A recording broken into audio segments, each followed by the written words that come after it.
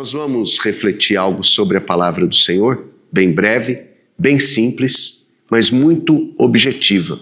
E talvez, na minha humilde leitura, retrata um pouco de como vai ser o mundo. O pastor André mencionou aqui algumas coisas sobre a lei da misoginia, mas tem tantas outras coisas acontecendo no mundo inteiro. E olha que interessante, desde que Deus criou o homem, o sistema do mundo conspira contra a obra de Deus e contra a criação de Deus. E Deus nunca perdeu. Atravessou séculos, dinastias caíram, impérios caíram, governos caíram, mudou o mundo inteiro, mas Deus continua com o cetro de equidade, comandando todas as coisas. E na noite de hoje nós vamos ler um livro que é um texto, o livro é a Bíblia, é isso que eu quero dizer, mas nós vamos ler um texto que trata um pouco sobre a nossa fé, como o Espírito Santo pode mexer no nosso coração de uma maneira muito preciosa.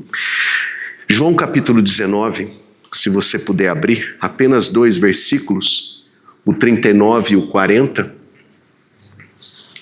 versículos 39 e 40, mesmo assentados, mas com reverência à palavra do Senhor, vamos ler da seguinte forma. João 19, 39 e 40 diz assim: E também Nicodemos, aquele que anteriormente viera ter com Jesus à noite, foi levando cerca de 100 libras de um composto de mirra e aloés.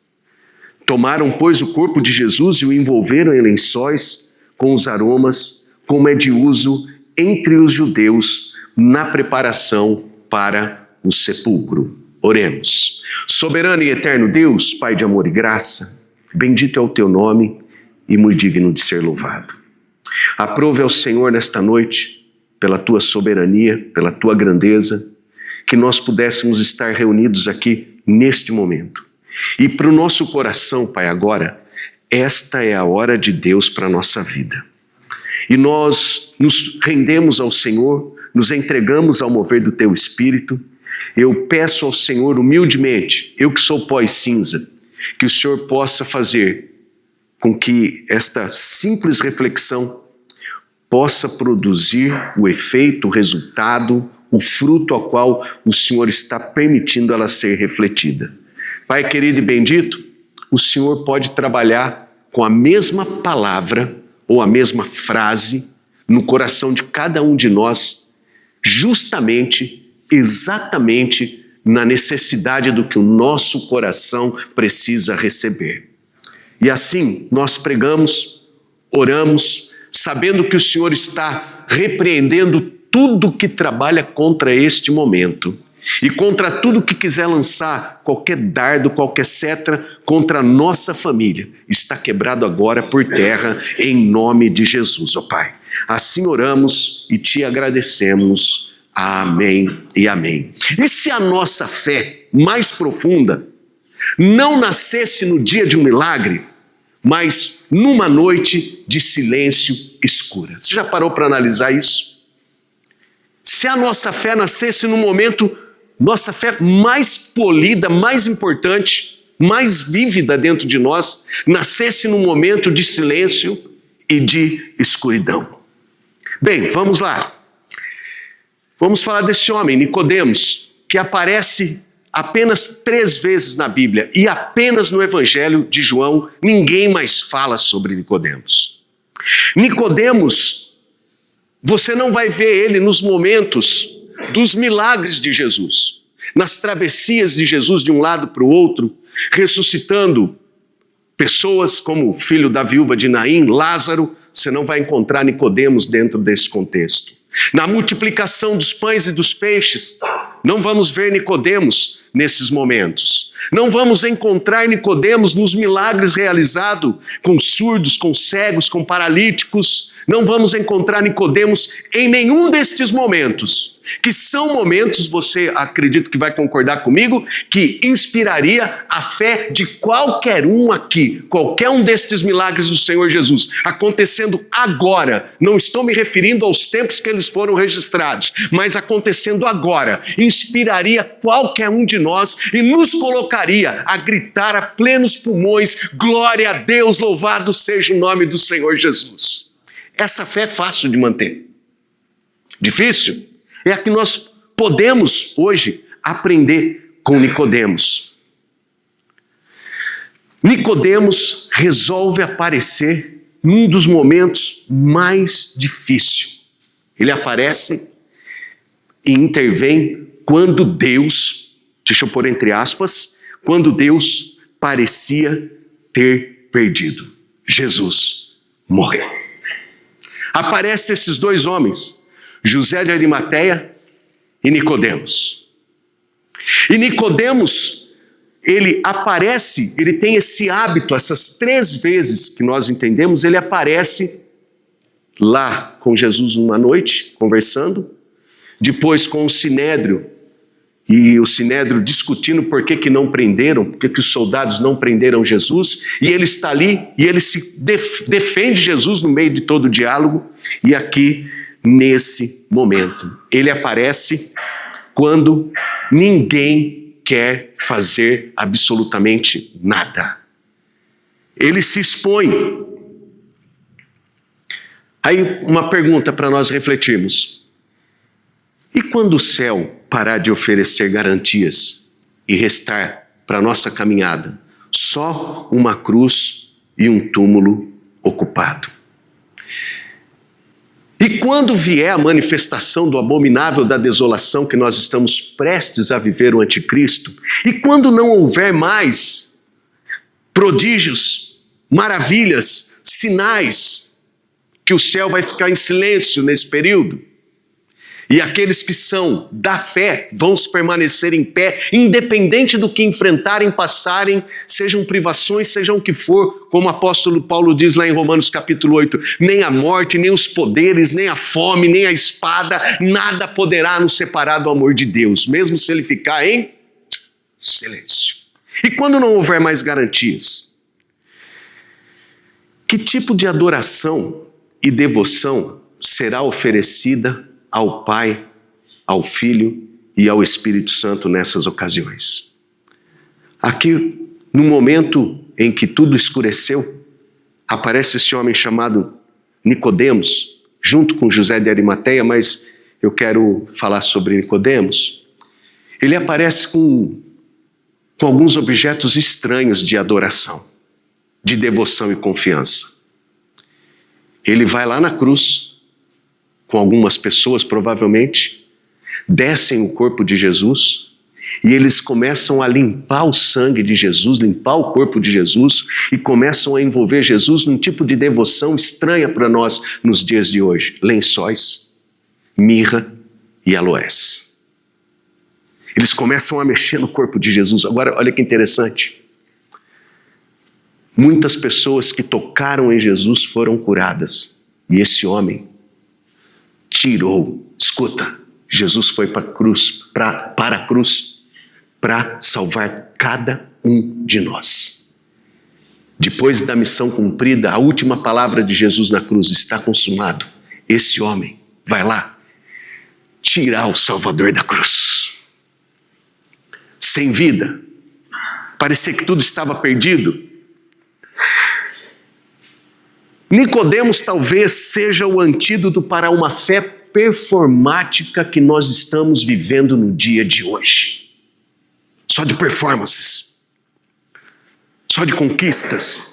Ele não surge como um herói em nenhum momento da história, as 3 que pelo menos estão registradas aqui em João. Ele não aparece como herói, mas ele aparece nesse momento dentro de um sepulcro como um servo ainda em processo de transformação.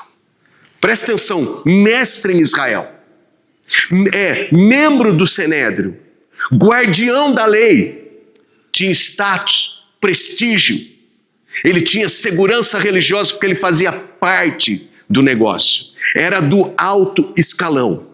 Mas ele tinha no coração uma certa inquietação, que isso deveria mexer conosco também.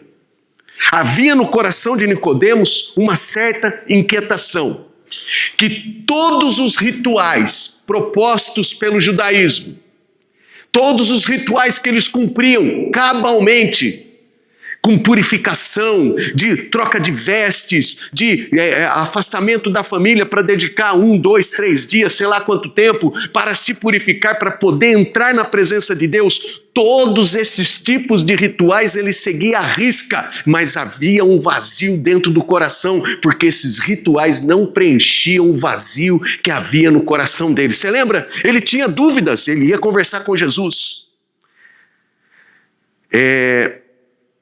Precisamos só fazer uma pergunta.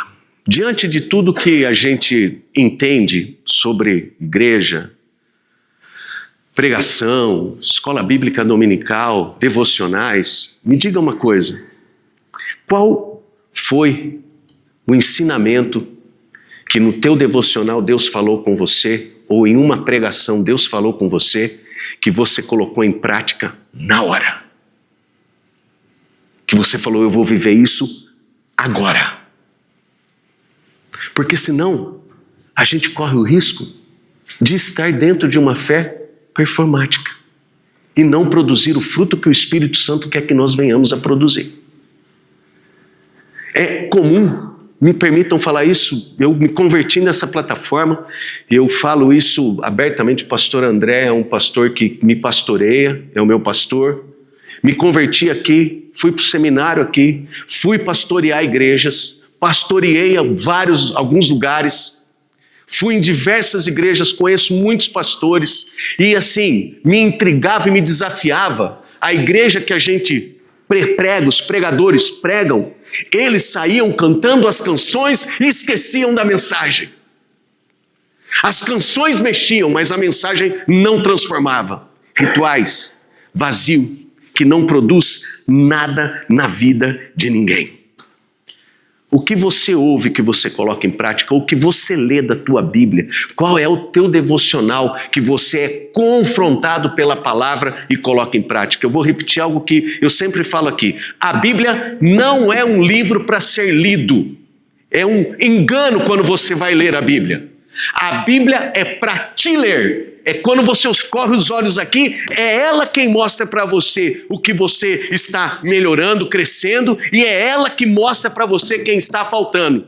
Se eu, como homem, ou qualquer outro homem, chamar a atenção de um outro homem, ele se ofende. Mas quando você abre a Bíblia e o Espírito Santo fala no teu coração, você não tem como questioná-lo. Ou você aceita, ou você se rebela. Portanto, quando eu leio a Bíblia, ela fala comigo. E aqui ela me mostra algumas coisas através da vida de Nicodemos. Olha que interessante. Primeira vez que aparece Nicodemos está lá em João capítulo de número 3. Nicodemos vai escondido de todo mundo. Ele vai lá, se encontra com Jesus e começa a fazer perguntas para Jesus e conversar com Jesus. Ele tem uma série de questionamentos, uma série de dúvidas, e ele sai dali com dúvida. Ele não sai dali com a resposta resolvida, mas ele sai tocado pelo Senhor Jesus por aquilo que ele estava conversando. Deixa eu fazer uma pergunta. Quem aqui dos homens ora todo dia, lê a Bíblia todo dia, tem um monte de pergunta para Jesus e faz esse monte de pergunta todo dia e você não tem todas as respostas, mas alguma coisa que Deus tocou no teu coração te faz continuar seguindo Jesus? Além de mim, tem mais alguém aqui?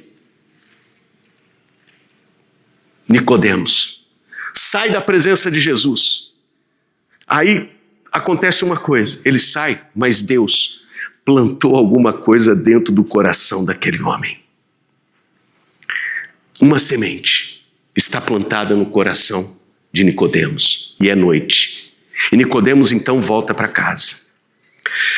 Em João capítulo 7, ele que tinha uma semente, diante do sinédrio defendendo Jesus, ele fala assim: irmãos, mas nossa lei primeiro não ouve quem está sendo acusado para antes de condenar ou de julgar. E aí os caras do sinédrio falam: mas é o caso de você também querer seguir ele e tal.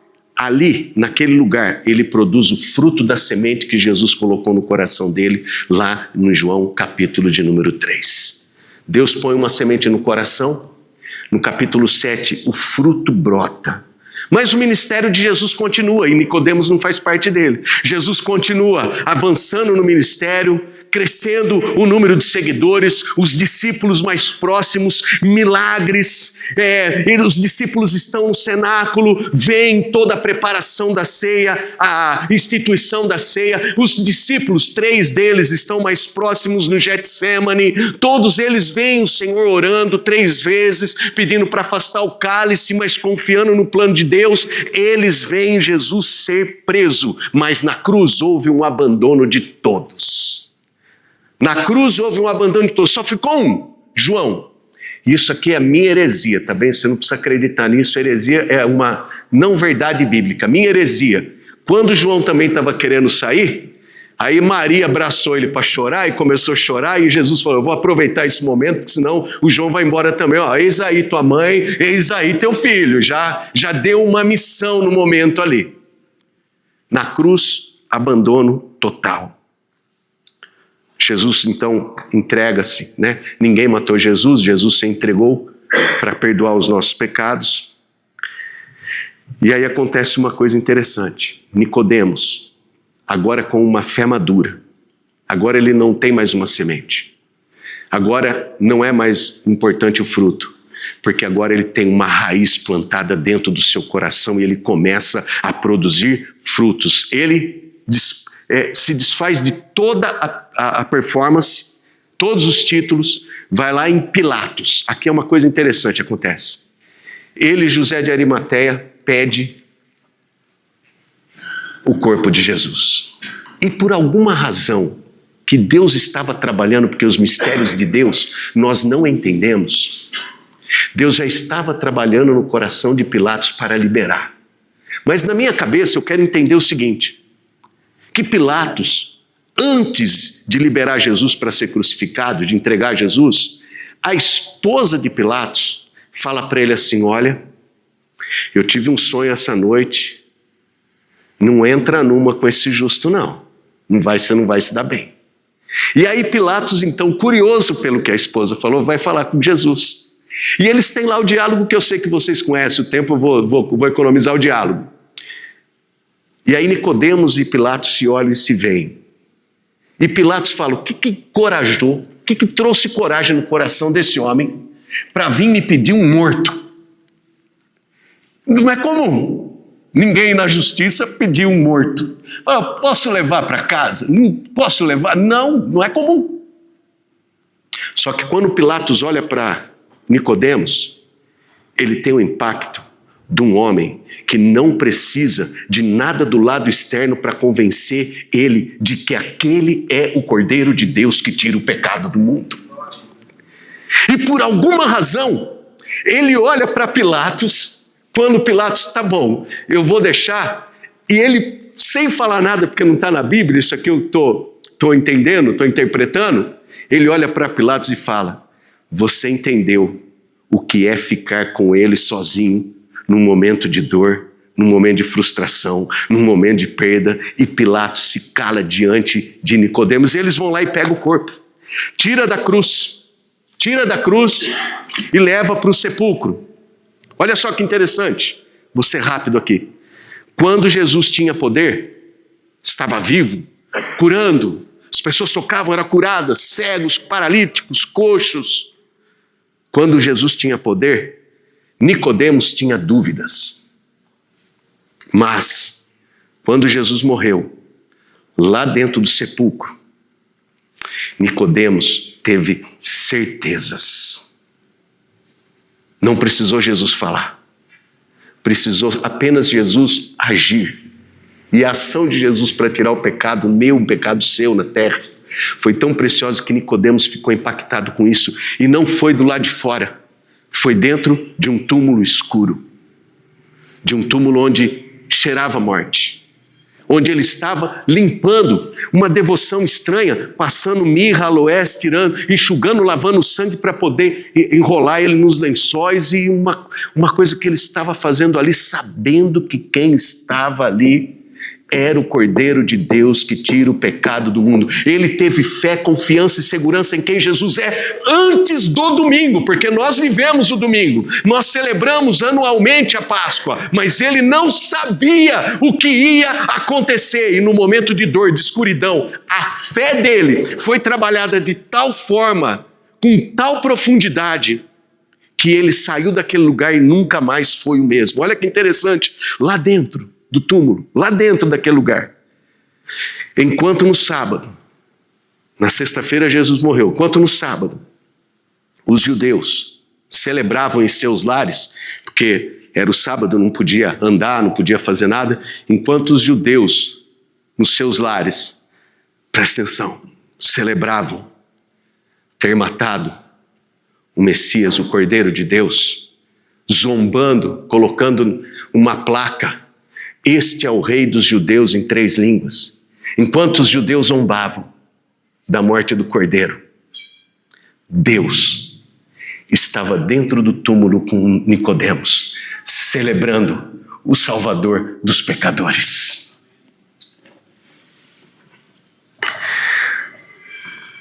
O Nicodemos se torna impuro ao tocar no morto. Pela tradição judaica, pelo cargo dele religioso, ele não podia. Era Páscoa no outro dia. Era domingo de Páscoa. Mas Nicodemos toca no morto. Mas olha que interessante. No domingo, ele é purificado pelo ressuscitado. Toca no morto no sábado e é purificado no domingo pelo ressuscitado. Escolhe ser impuro para a religião, a fim de ser lavado, limpo pelo sangue de Jesus. Sua ação de limpar e envolvê-lo nos lençóis não dependia da ressurreição. Não dependia da ressurreição, mas da convicção da redenção no Cordeiro de Deus. Ele não estava esperando a ressurreição, ele sabia que ia ser redimido e que foi redimido pelo sangue de Jesus. Olha que interessante, Nicodemos aprendeu mais dentro do túmulo do que ele conseguiu ensinar nas salas de aula dos sinédrios judaicos como mestre da lei. Ele aprendeu num lugar que às vezes nós não gostamos de estar, mas é neste lugar que Jesus trabalha na nossa vida.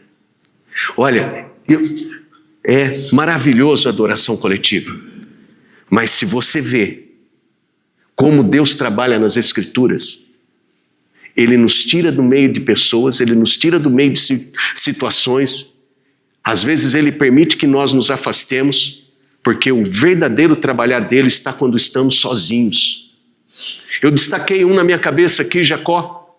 Lembra quando Jacó vai se encontrar com Esaú? Que no meio do caminho ele encontra e para, e aí vem alguém falando: Esaú está vindo aí, e aí ele faz o que, Jacó? Diz um versículo, uma palavra pequenininha, uma frase pequena, mas uma frase que tem uma profundidade de conteúdo muito grande. Jacó fez passar tudo o que possuía. Tudo o que possuía eram gados para corte, gados de transporte, eram pessoas que trabalhavam para ele. Quando fez passar tudo que possuía, eram as barracas que eles tinham que montar e desmontar. Cada locomoção de Jacó, para qualquer lugar que fosse, tinha que ser perto de rio para beber água, porque eram muitas pessoas à sua volta. Ele era um dos bilionários daquela época. Quando fez passar tudo que possuía, passou tudo, tem uma outra frasezinha interessante: ficou ele só. Sozinho ele ficou. Tantos outros nas Escrituras, Davi, tantos outros nós poderíamos citar, mas eu quero destacar aqui Jacó. Jacó ficou sozinho. E com quem que ele encontrou? Um anjo de Deus. Na luta, olha que interessante, Jacó saiu mancando, mas Jacó teve uma promessa, uma bênção, que mudou completamente a história de Jacó. Deus olha para ele e fala assim: olha, já não te chamarás Jacó, Eu estou mudando o teu nome. Agora você se chamará Israel. Você era mentiroso, usurpador. Você enganou seu pai, você enganou seu irmão, você enganou todo mundo. Como diz em Isaías, lá no capítulo 43, quando diz para Isaías assim: eu, o Senhor, sou eu quem apago as tuas transgressões. Sou eu quem te dou uma nova vida. E é o momento de ficar sozinho. O momento de estar a sós com Jesus. Este é o momento que ele trabalha a favor da nossa vida. O silêncio do morto, Jesus dentro do cemitério, não calou a voz do Espírito Santo no coração dele. Há 3 recomendações de Jesus. Primeira, Mateus capítulo de número 6, quando ele fala em ajudar o próximo. Aqui na nossa tradução, nós não temos tradução, né? Nós temos uma versão. Na nossa versão, está lá, quando você der esmola, mas não é esmola, é agir com compaixão. Faça isso no secreto. Por que será que esse lugar secreto é transformador?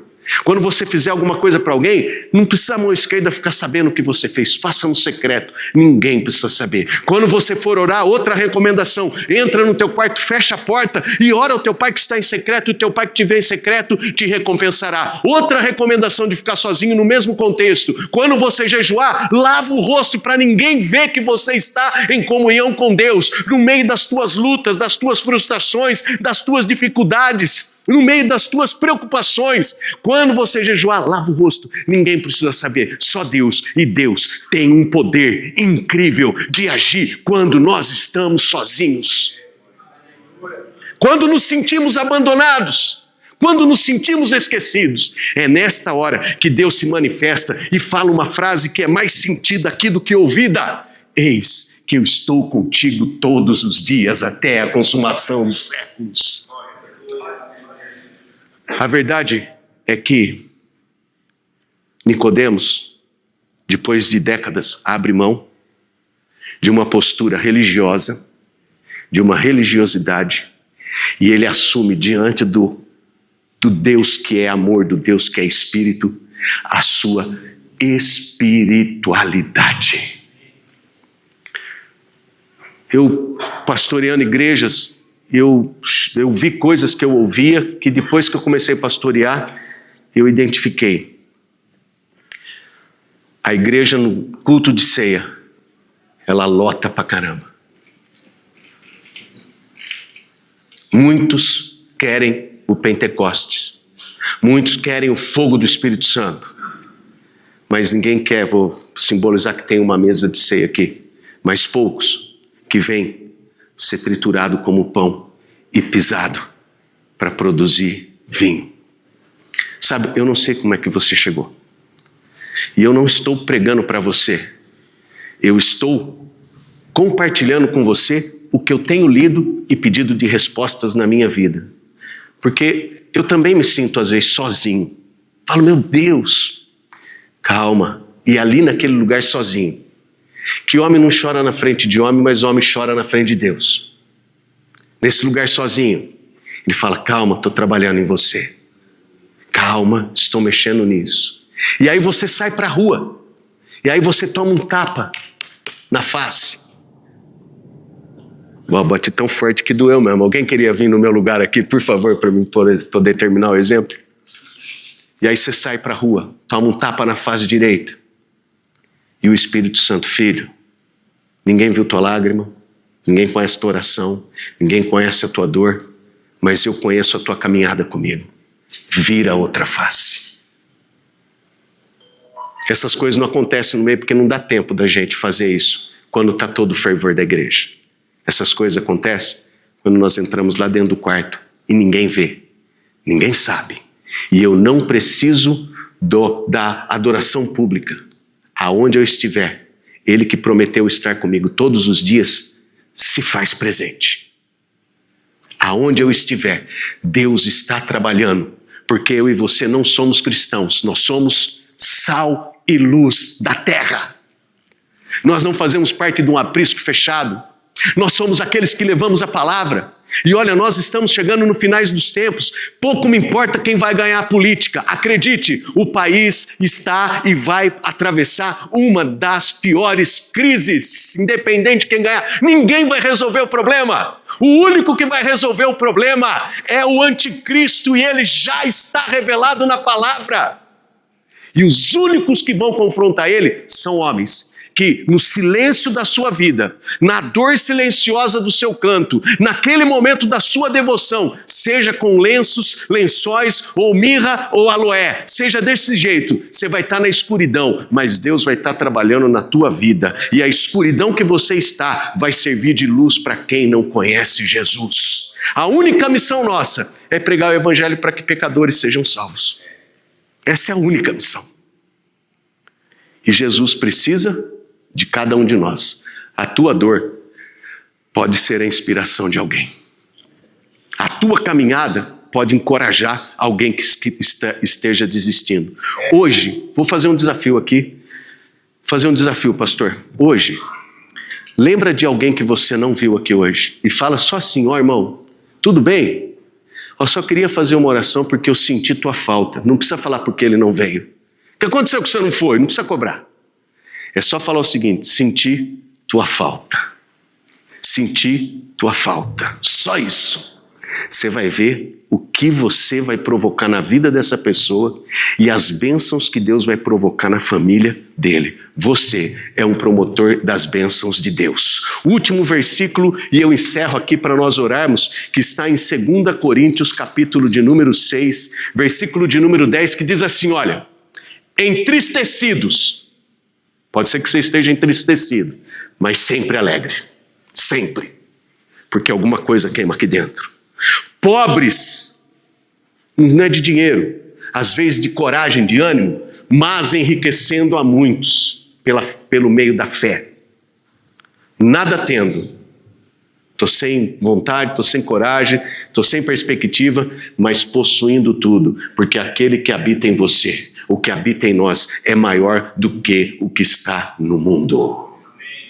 Só tem um jeito de experimentar: fazendo. Não rejeitando o que ele permite, porque todas as coisas ele permite. Tudo que está acontecendo conosco, ele está no controle de tudo.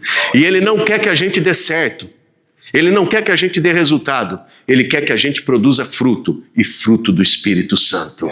É por isso que ele nos batiza com o Espírito Santo. Oremos. Soberano Deus, Pai de amor e graça, eu me coloco aqui diante da tua presença, já avançado pelo horário do relógio, mas não atrasado pela tua presença. Nós hoje colocamos nossa vida diante do teu altar. Nós, não importa onde o Senhor nos leva, Pai, que a tua mensagem, a tua palavra, que a nossa fé seja polida enquanto movemos lençóis, mirra e aloé. Porque sabemos em quem temos crido, também sabemos quem estamos aguardando. Eu oro de forma breve e simples, crendo que o Senhor já está fazendo infinitamente mais do que pedimos ou pensamos, no nome de Jesus. Amém.